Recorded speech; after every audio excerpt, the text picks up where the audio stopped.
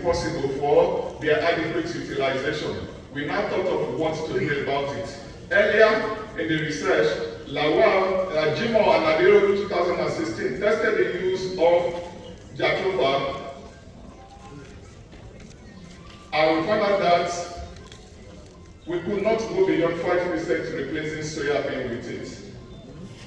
My research team thought of what to do, and then we detoxified Jathropa, and then this time around, for the first time, up to 75% Jathropa can now, this is Jathropa which is highly poisonous, but is rich in oil and is used for biofuel. For the first time, my research team were able to utilize it up to 75%, and then the fish had no issue, neither in their hematological parameter or even in growth, and they performed better than when we were using soya. The feed became cheaper, and at the same time, we were able to utilize waste, which earlier on has just been thrown away.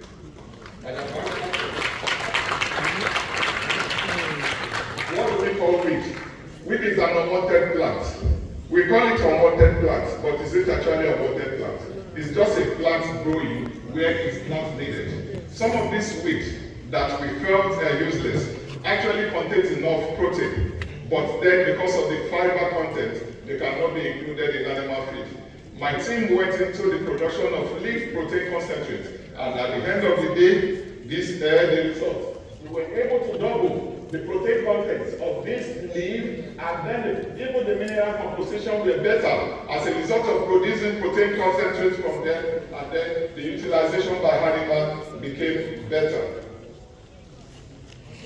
Enhancement of feeding values.